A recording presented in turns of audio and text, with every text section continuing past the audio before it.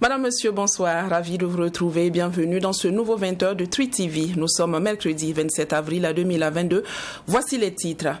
Le directeur général de Air Burkina a relevé de ses fonctions suite à l'incident survenu dimanche dernier sur un des avions de la compagnie sur le tarmac de l'aéroport international de Ouagadougou. C'est l'une des principales décisions du Conseil des ministres de ce jour. Les patrons de boulangerie, de pâtisserie et de confiserie craignent une augmentation du prix de la baguette du pain au Burkina Faso. Lors de leur assemblée générale extraordinaire tenue aujourd'hui à Ouagadougou, ils ont exposé les difficultés grandissantes auxquelles ils sont de plus en plus confrontés. Guerre en Ukraine, la Russie accepte en principe la participation de l'ONU et de la Croix-Rouge aux évacuations de Mariupol. L'annonce a été faite hier mardi par le porte-parole de l'ONU. Je vous le disais à l'instant, l'incident survenu le 24 avril dernier à l'aéroport international de Ouagadougou a valu sa place au directeur général de la compagnie Air Burkina. En a décidé ainsi le Conseil des ministres tenu en séance ordinaire ce 27 avril 2022 sous la présidence du lieutenant-colonel Paul-Henri Sandaogo Damiba, président du FASO. En rappel, dimanche dernier sur le tarmac de l'aéroport, un incendie s'est déclenché dans le moteur d'un avion de la compagnie Air Burkina. Abdourahim Anyenye pour le compte-rendu de ce Conseil des ministres. Le dimanche 24 avril dernier, un incendie s'est déclaré dans un des réacteurs de l'aéronef 195 de la compagnie Air Burkina alors qu'il s'apprêtait à décoller. Un incendie qui a fait l'objet de communications orales au cours de ce Conseil des ministres et qui a coûté le poste du directeur général de la compagnie, Blaise Sanou. Et donc, il convient de relever qu'aucun passager n'était à bord. Et cette situation relatée par le ministre du Transport a permis donc au Conseil de se rendre compte des difficultés et des graves manquements liés donc à la compagnie aérienne burkinabé Air Burkina. Et le Conseil donc a pris la décision de relever de ses fonctions le directeur général de la compagnie Air Burkina avec effet immédiat. Donc le ministre des Transports est chargé justement de suivre l'ensemble des procédures sur conseil du président du FASO. Bientôt peut-être des audits seront faits sur la compagnie Air Burkina. Au titre du ministère en charge des infrastructures, le Conseil a marqué son accord pour la passation de marché pour la construction et l'entretien de routes. L'innovation, selon le porte-parole du gouvernement, est l'intensification du contrôle. Un premier rapport relatif aux résultats de l'appel d'offres ouvert pour les travaux d'aménagement de 200 km de pistes rurales dans 4 régions du Burkina Faso. Et le troisième rapport donc, est relatif à une autorisation donc, de procédure, de passation et d'entente directe pour l'exécution donc, des travaux d'urgence, de réparation et d'entretien, ainsi que le contrôle et la surveillance des travaux sur les tronçons de routiers de Goungin, Fadang-Gourma et Kaya-Dori. Sur la question du calendrier de la transition exigée par la CEDEAO, le porte-parole du gouvernement a laissé entendre que le Burkina Faso n'a reçu aucune notification de l'organisation sous-régionale. Pour lui, le plus important reste la résolution de la crise sécuritaire. Pour nous, la priorité, c'est la sécurisation de notre territoire et l'urgence humanitaire qui est frappante. Nous attendons justement un signe fort de la part de la CEDEAO pour justement permettre à ces pays-là, notamment le Mali, le Burkina et le Niger, de juguler cette crise sécuritaire-là. Donc la question du délai, nous, Burkinabés, nous l'avons déjà tranché et c'est 3 ans le délai de la transition. Concernant la probable augmentation du prix du pain, Lionel Bilgo a laissé entendre que le ministre en charge du commerce est en discussion avec les différents acteurs et l'objectif est d'éviter l'augmentation du prix du pain au Burkina Faso. L'Institut des sciences des sociétés en abrégé INSS tient ces journées scientifiques du 27 au 29 avril 2022 à Ouagadougou. 72 heures durant, des chercheurs et enseignants-chercheurs échangeront sur l'apport de la recherche scientifique dans la quête de solutions aux crises sanitaires et sécuritaires qui gangrènent le Burkina Faso. L'ouverture officielle de ces journées est intervenue ce matin en présence de Mamie Driana Kamabou. Voici son compte-rendu. Chaque Burkinabé a pour devoir d'apporter sa contribution pour favoriser le rétablissement normal de la situation nationale marquée par les crises sécuritaires et sanitaires. Du moins, c'est ce que l'Institut des sciences des sociétés a bien voulu porter une réflexion scientifique autour de ces questions. Ceci dans le but d'éclairer les pistes de décision en faveur du bien-être des populations. 72 heures durant, il est question à travers de communications et des débats de mener des réflexions autour du thème crise sanitaire et sécuritaire au Burkina Faso et résilience des populations. On a pu travailler aussi, trouver comme solution des perspectives citoyennes. On a vu par exemple les populations qui se sont organisées elles-mêmes pour faire des contrôles au sein de leur localité pour donc résoudre les questions de choses. Et puis ça, c'est des solutions qu'on peut proposer qui peuvent être accompagnées. L'objectif de ces journées est de contribuer à la visibilité et à la valorisation des résultats scientifiques de l'Institut. Les organisateurs veulent aussi apporter les contributions de la recherche en sciences sociales, humaines, ainsi que des pistes de réflexion sur les problèmes de développement du Burkina Faso. Au cours de ces journées, 52 communications orales reparties en 11 sessions sont organisées. 3 panels portant sur la résilience des populations face aux 2 crises, notamment sécuritaires et sanitaires, sont aussi inscrits au programme. Puis on insiste sur l'aspect résilience donc des populations pour voir quelle contribution on peut apporter à ces populations-là pour les permettre donc de tenir, pour les permettre donc de continuer à vivre malgré tout. Et je crois que nous-mêmes nous sommes des chercheurs. Et qu'est-ce que nous allons faire pour continuer à mener de la recherche et puis à renseigner donc à aider les politiques publiques à s'établir et à faire en sorte qu'on puisse avoir des embellis dans la vie sociale dans les années à venir. En plus des panels d'échange entre acteurs et partenaires de la recherche, une exposition des résultats et des produits de la recherche et de l'innovation sont également à la portée de la population, et ce, durant 3 jours. Ce 27 avril 2022, à Kombisri, le ministère en charge de la Santé était avec les journalistes pour parler de la vaccination anti-HPV.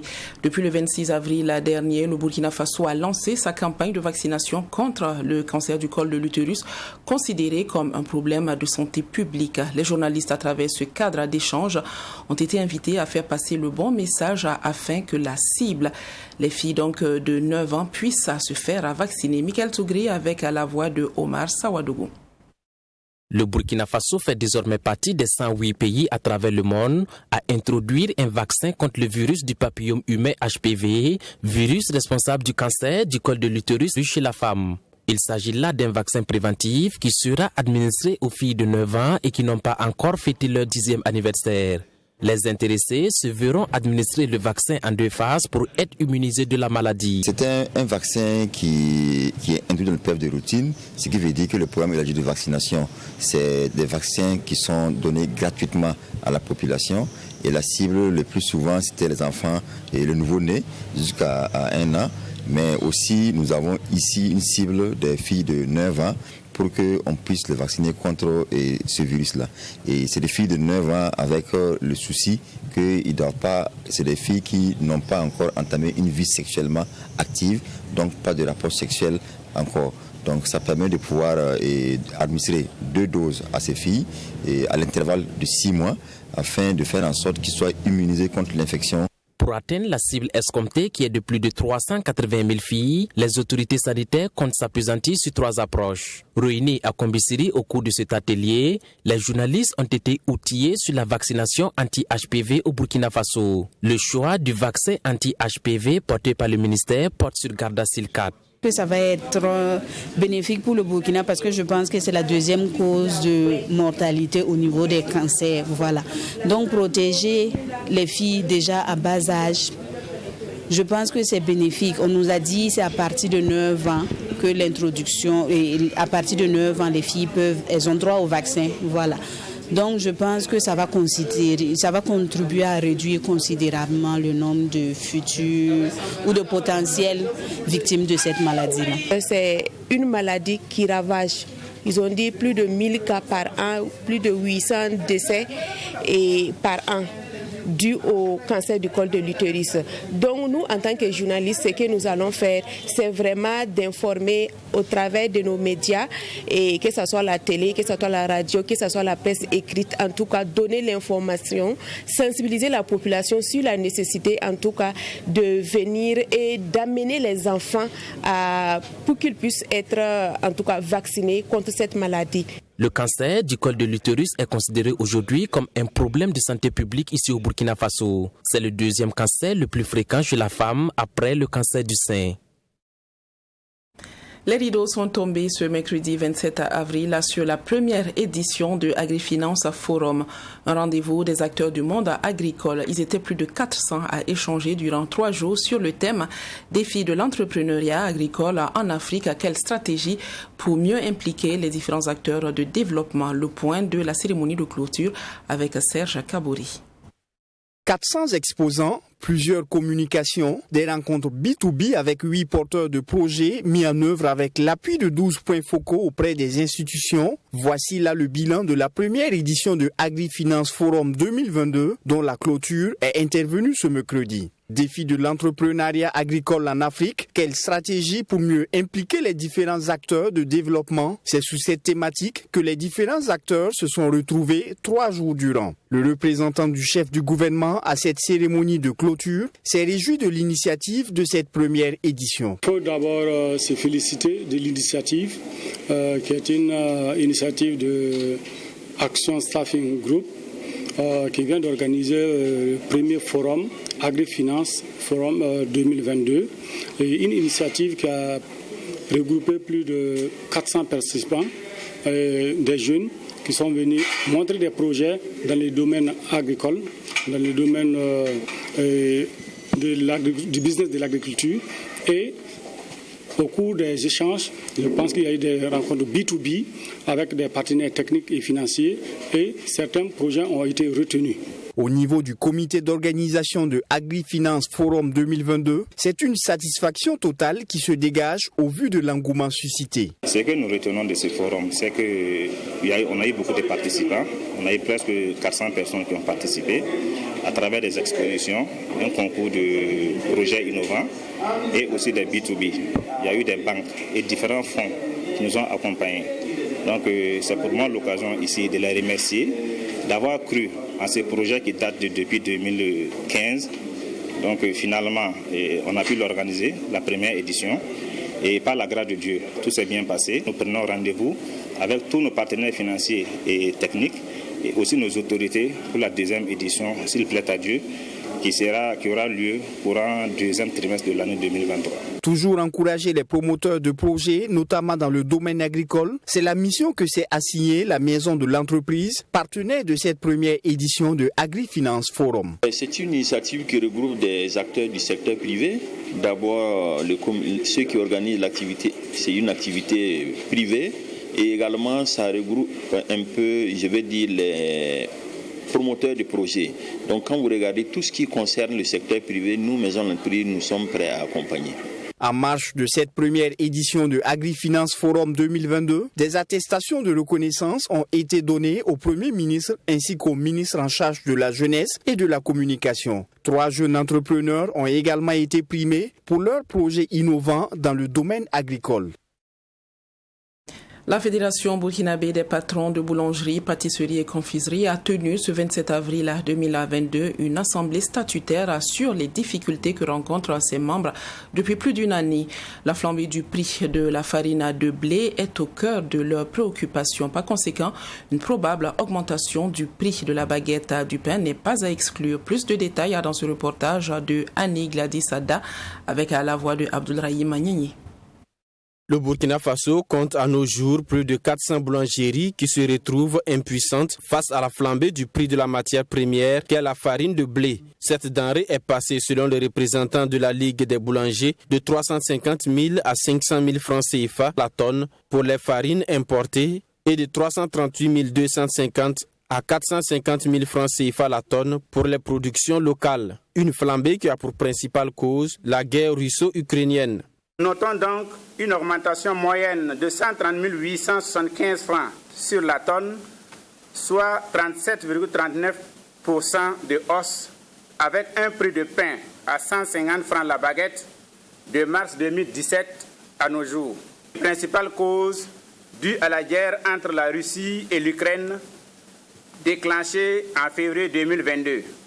Ces deux pays, respectivement, sont 3e et 5e producteurs et exportateurs de blé. Des propositions ont été faites au ministère du Commerce et à la Ligue des consommateurs dans le cadre de concertation tripartite en vue de trouver une solution, mais sans succès, ont précisé les conférenciers. À l'issue de cette assemblée statutaire, la fédération dit avoir fait des propositions pour un dénouement heureux de la situation. Il s'agit notamment de procéder à la baisse des ristournes de nos clients et livreurs.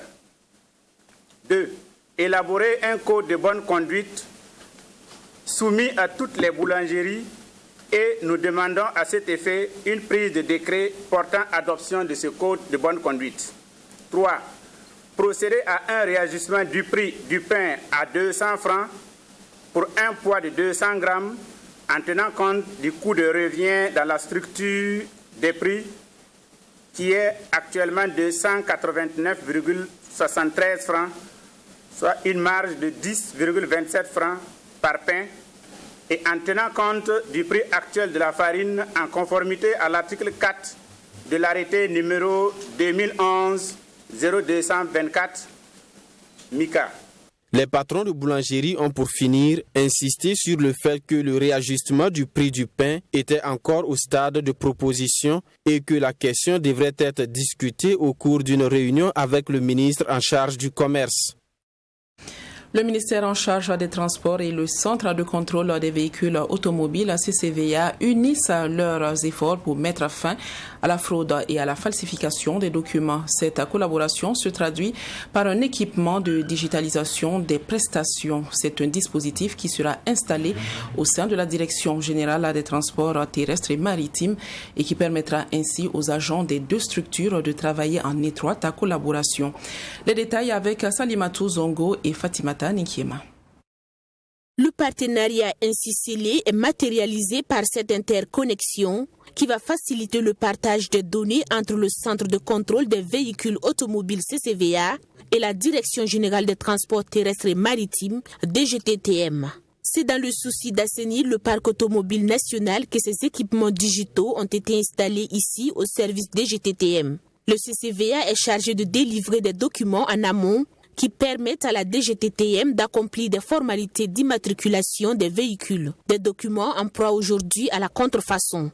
L'installation de ces équipements d'interconnexion sur les postes de travail des agents de la DGTTM permettra donc de lutter contre ce fléau. Nous avons jugé utile de permettre à la DGTTM, à partir de ses postes de travail, d'authentifier l'ensemble des documents délivrés par le CCVA.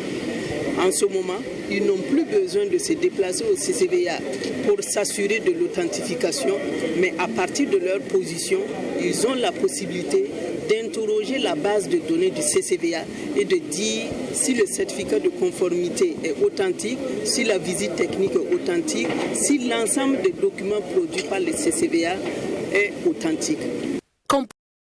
Et des ordinateurs, les équipements sont installés depuis le mois de février au niveau de la DGTTM selon son directeur général. À en croire ce dernier, l'installation de l'interconnexion a déjà dissuadé les éventuels fraudeurs. Les résultats sont certes palpables, mais des attentes demeurent. Occasion pour Léandre Zéphirin Bakiono de poser des doléances toujours dans l'objectif de venir à bout de la contrefaçon. Il faut savoir que dans les dossiers que nous recevons habituellement, il y a beaucoup de faux. Les faux parviennent aussi de la douane comme du CCVA, mais comme je le disais tout à l'heure, pour le CCVA, ça a considérablement diminué. Cela ne veut pas dire qu'il n'y a pas de fausses visites qui circulent, mais la mise en œuvre justement de ce format en question-là va permettre de réduire d'ici une année, lorsqu'on aura éliminé les anciens formats de la circulation, comme elle l'a si bien dit, avec nos portables, le code QR, on pourra authentifier le code barre qui se trouve justement sur le certificat pour chacun d'entre nous, si c'est un faux document ou pas. Et les FDS aussi auront la possibilité d'authentifier justement ce document. Selon le ministre en charge des transports présent à la cérémonie, l'équipement a coûté 8 millions de francs CFA. Et cette interconnexion ne compte pas s'arrêter en si bon chemin. Dans les jours à venir, cette connexion sera une interface pour permettre à d'autres structures impliquées dans le processus de production des documents en lien avec le transport de pouvoir aussi combattre la fraude et la contrefaçon. Le carbure de sodium, un véritable poison, composant chimique à solliciter dans le processus de mûrissement des fruits, notamment des mangas au Burkina Faso. L'utilisation et la consommation du carbure de sodium s'est avérée très nocive pour la santé humaine. Comment se présente ce produit? Que risque réellement l'homme en ayant recours à ses propriétés? Sarah Kaboré et Wendla Sida Kaboré vous en font savoir davantage sur le carbure de sodium.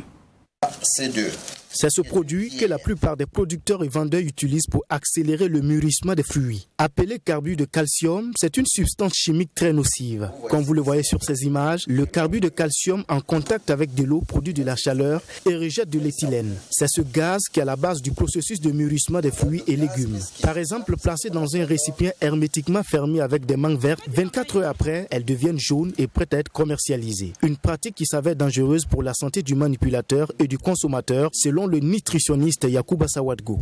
En contact avec ce produit, il y a une irritation des yeux.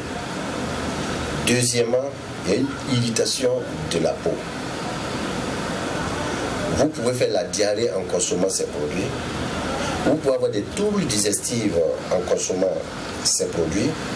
Et vous pouvez faire des vomissements en consommant ces produits. Donc les personnes même qui sont atteintes d'une certaine pathologie chronique, telles que les asthmatiques et autres là, ne doivent même pas consommer ça. La plupart des mangues qui sont actuellement vendues sur le marché ont été artificiellement mûries par le carbure de calcium, car ce n'est pas encore la période. En plus des conséquences sur la santé, la mangue forcée à mûrir au carbure perd non seulement sa saveur, mais aussi sa valeur nutritive. D'abord, il y aura un impact sur l'arôme de la mangue, sur même la texture de ce fruit. Pourquoi la texture? D'abord, cette accélération de la maturité, de la maturation, va détruire les fibres alimentaires qui se trouvent à travers la peau de la mangue. Alors que ces fibres alimentaires ont un rôle très capital dans le transit intestinal. Ce n'est pas seulement le côté sucré qui est recherché, mais il y a beaucoup de molécules qui sont dans ce fruit-là, parce que ça permet le transit intestinal, la digestion. Les mangues cueillies avant maturité sont difficiles à conserver longtemps, selon une vendeuse que nous avons approchée. Elle utilise le carbure de calcium sur certaines mangues qui ne tardent pas à pourrir, nous a-t-elle confié. Il y a des mangues, on peut cueillir jusqu'à Bobo, Banfour, à venir là.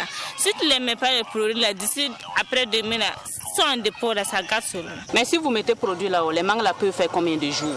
Ça peut arriver 2 semaines sans que ça se fasse. Mais les produits là aussi, c'est pas produits gens qui peuvent causer des maladies pour l'homme. Cette situation est à déplorer quand on croit, comme cette vendeuse, que le carbure de calcium n'a pas de conséquences négatives sur la santé humaine. Par conséquent, le nutritionniste Yacouba Sawadgo conseille fortement aux consommateurs de bien nettoyer les fruits avant toute consommation et surtout d'éviter les produits de contre-saison. Il invite donc les uns et les autres à patienter quelques semaines avant de consommer les fruits sans risque. C'est une lutte permanente. La Russie a accepté en principe la participation de l'ONU à l'évacuation des citoyens du dernier bastion de la ville ukrainienne de Mariupol à la suite d'une rencontre entre le secrétaire général Antonio Guterres et le ministre des Affaires étrangères Sergei Lavrov mardi à Moscou. Le chef de l'ONU, au cours de son entretien avec le président Poutine, a réitéré sa position, la position donc de son institution sur l'Ukraine. Le secrétaire général des Nations Unies, Antonio Guterres, s'est rendu à Moscou ce mardi pour la première fois depuis le début de l'invasion russe de l'Ukraine. Il s'est entretenu avec le ministre russe des Affaires étrangères, Sergei Lavrov, avec l'objectif, entre autres, d'obtenir un cessez-le-feu à Mariupol pour permettre l'évacuation des civils.